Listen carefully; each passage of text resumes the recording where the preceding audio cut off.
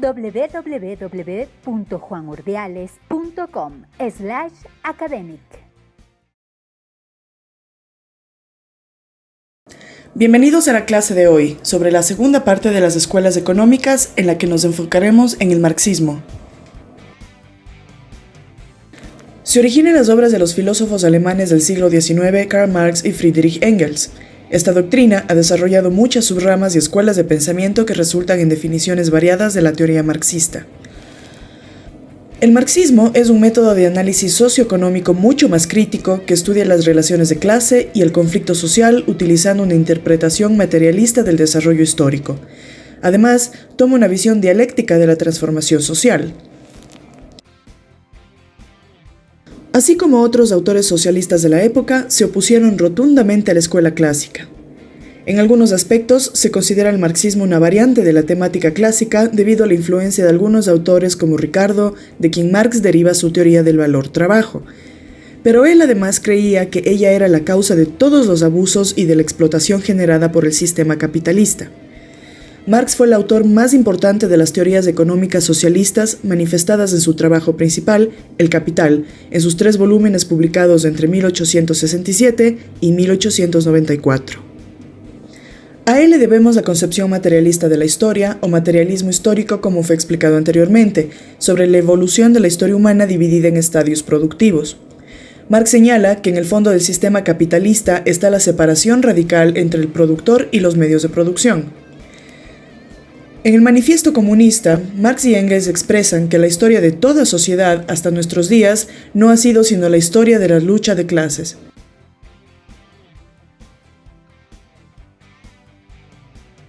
La acumulación originaria en la historia económica de Inglaterra fue posible debido a la delimitación de las tierras que fueron despropiadas por los terratenientes de sus sueños originales, los campesinos pobres.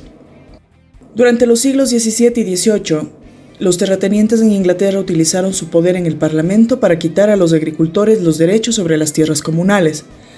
Al privatizar estas tierras, empujaron a sus víctimas a las ciudades y a las fábricas. Así, sin tierras ni herramientas, hombres, mujeres y niños tenían que trabajar para conseguir un salario. Por ello, Marx consideraba que el problema era entre la clase capitalista y su posesión de los medios de producción, como fábricas y máquinas, y la clase trabajadora o proletariado que solo tenía su fuerza de trabajo, o sea, sus manos. Sin tierras ni herramientas, los hombres, las mujeres y los niños tenían que trabajar para conseguir un salario. Es así como para Marx, la explotación se mide por la capacidad de los capitalistas para pagar apenas salarios de subsistencia, quedándose con un beneficio o plusvalía para sí mismos. Para este filósofo, una mercancía es un producto que satisface una determinada necesidad ajena a quien lo produjo y que está orientado al intercambio. Este siempre tiene un valor de uso y un valor de cambio. Esa propiedad del producto para satisfacer una necesidad humana es el valor de uso, que puede ser variado, como artículos de supervivencia, empleo o de lujo. Mientras que la base cuantitativa del intercambio debe establecerse bajo un determinante común, encontrado entre todos los productos, el trabajo. Podría parecer que el valor de cambio debería corresponder a la utilidad de un producto, pero podemos ver en la realidad que no es así. Existen productos vitales y gratuitos, así como baratos y otros que son innecesarios pero extremadamente caros. El valor de una mercancía debe ser lo que permite su intercambio equivalente con otras mercancías. Este es el tiempo de trabajo necesario para producir cierta cantidad de una mercancía con las condiciones promedio de trabajo. El salario se vuelve un factor determinante en la construcción del discurso que forma Marx contra la explotación por parte del dueño de las fábricas o burgués. Para él, el salario recibido no corresponde a una retribución justa del tiempo y el esfuerzo del trabajador. El burgués utiliza maneras para forzar a sus empleados a producir cada vez más por menos paga. El resultado de esto es la plusvalía o la ganancia personal. El obrero, debido a sus condiciones de pobreza, se ve obligado a vender su trabajo al dueño de los medios de producción. En un sentido simple, se podría decir que el obrero debe llevar a cabo una jornada de trabajo de 8 horas, donde para recibir un salario debe trabajar 4 horas equivalentes al tiempo de trabajo socialmente necesario que corresponde al dinero recibido, más 4 horas correspondientes al tiempo de trabajo adicional durante el cual el obrero trabaja únicamente para beneficio del capitalista, y es aquí donde se crea la plusvalía. El obrero no es retribuido por el tiempo que produce para el dueño de la fábrica. Mediante diferentes estrategias como la compra de maquinaria que haga más rápida la producción, el tiempo de trabajo socialmente necesario se reduce, como por ejemplo 3 horas, pero el obrero debe producir más durante el resto de la jornada únicamente para el beneficio del capitalista.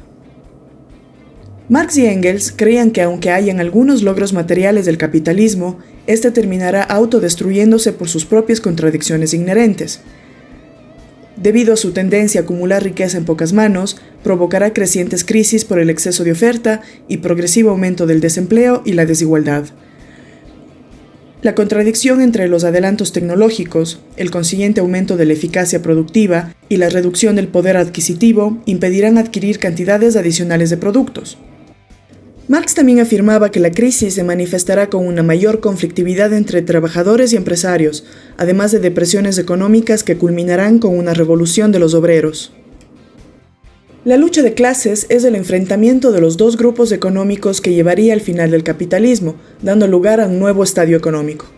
Para esto, en una primera etapa, sería necesario un Estado que elimine la resistencia de los capitalistas y que cada trabajador sea remunerado según su aporte a la sociedad.